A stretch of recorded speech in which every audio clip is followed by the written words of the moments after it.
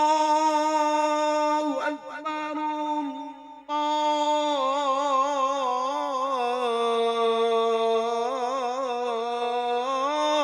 الله أكبر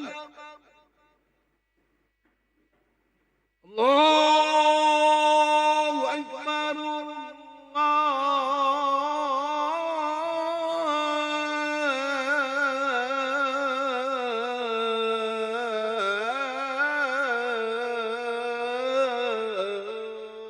الله أكبر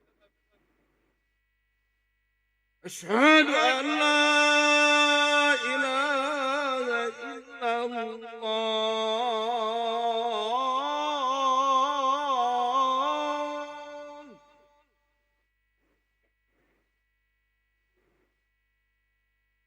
أشهد أن لا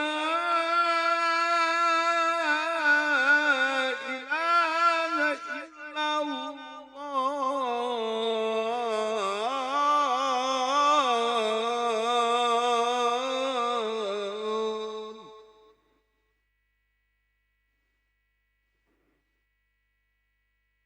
أشهد أن محمدا رسول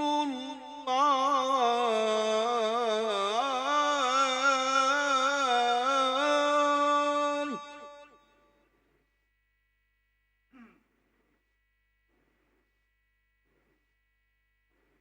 أشهد أن محمدا رسول الله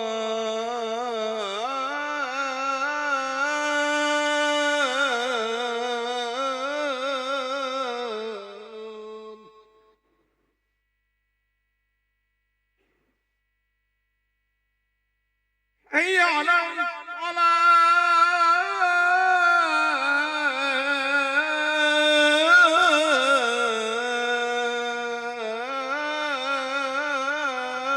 الصلاة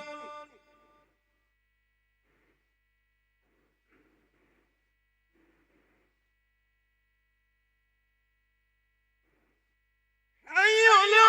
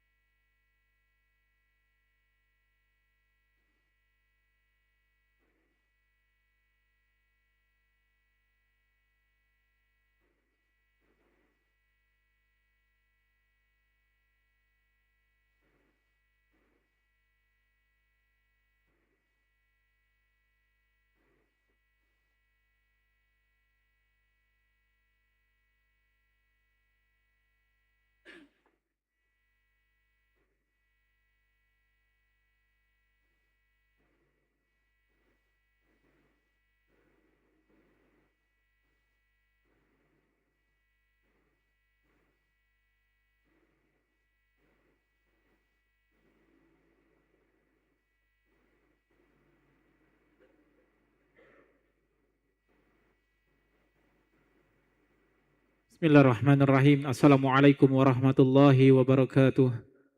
Alhamdulillahirabbil alamin. Allahumma shalli ala sayyidina Muhammad wa ala ali sayyidina Muhammad, amma ba'du.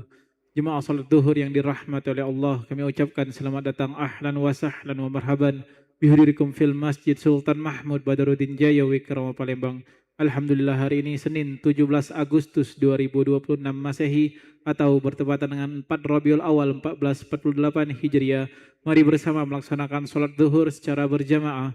Adapun salat petugas pada hari ini, azan telah dikumandangkan oleh Al-Ustaz Haji Zainal Arifin dan salat akan diimami oleh Al-Ustaz Kemas Haji Andi Syarifuddin MAG. Dilanjutkan cawisan ba'da salat bersama guru kita Al-Habib Abdurrahman Hasan Al-Habsyi dengan pembahasan kitab Nasaih Ad-Diniyah. Untuk ketertiban dan kenyamanan beribadah, jemaah diharapkan untuk tidak mengaktifkan handphonenya dan barang milik jemaah harap dijaga sendiri atau dititipkan pada tempat yang telah disediakan.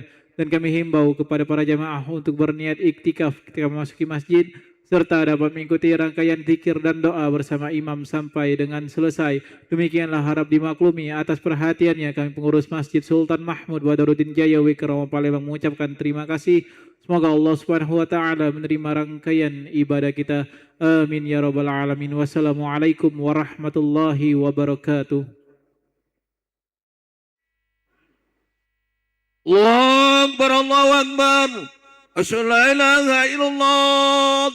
Asyhadu anna Muhammadar Rasulullah. Hayya 'alas salat. Hayya 'alal falah. Qad qamatis salatu, qad qamatis salat. Allahu Akbar, Allahu Akbar. La ilaha illallah.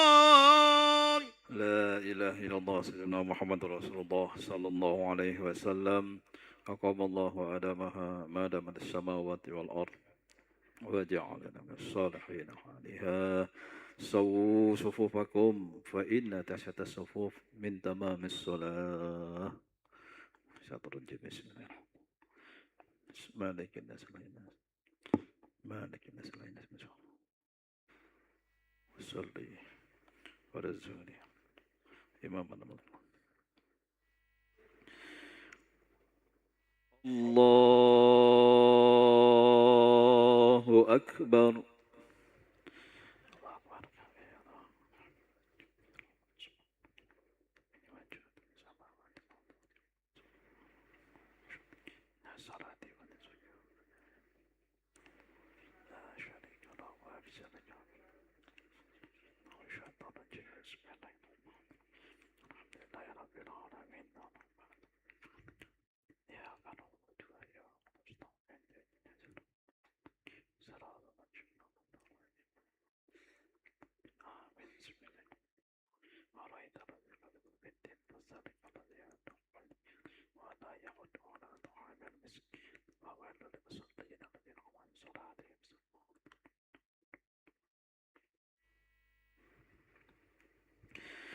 Allahu Akbar.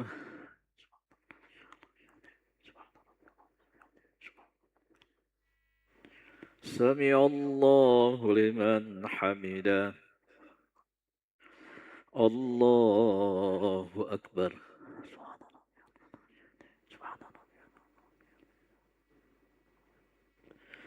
Allahu Akbar.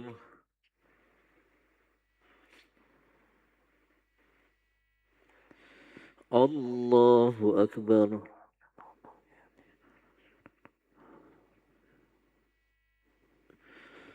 Allahu Akbar.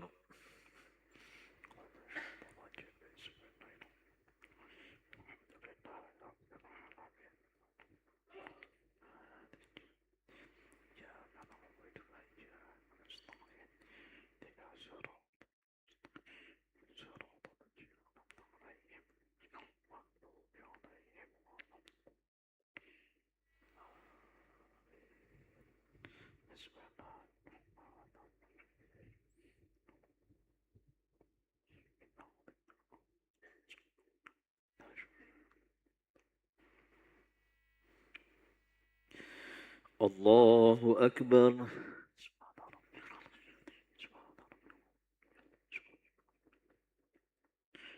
سمع الله لمن حمده الله أكبر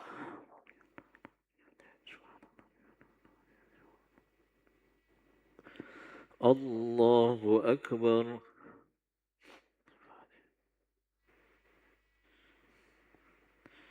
الله أكبر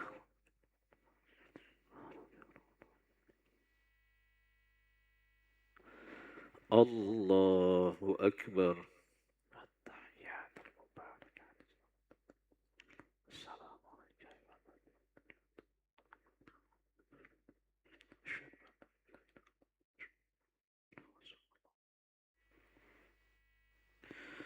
الله أكبر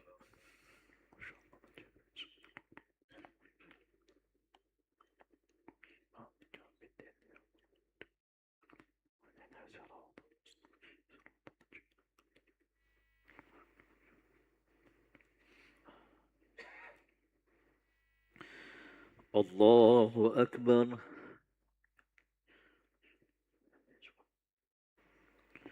سمع الله لمن حمده الله أكبر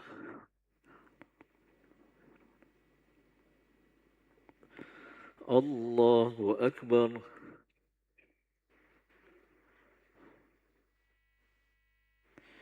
الله أكبر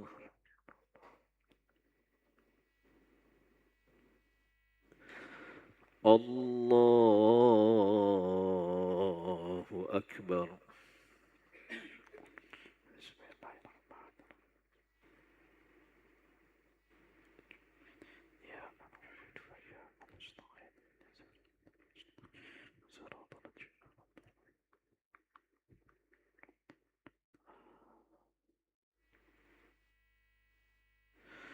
الله أكبر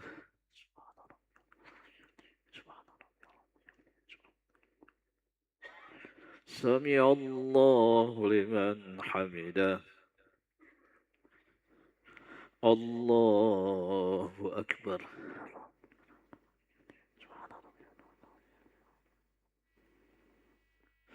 الله أكبر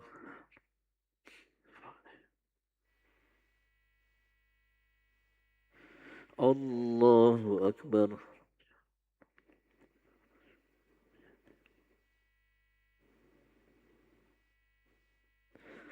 الله أكبر التحيات المباركات صلوات الطيبات لله السلام عليك أيها النبي السلام عليكم أشهد أن لا إله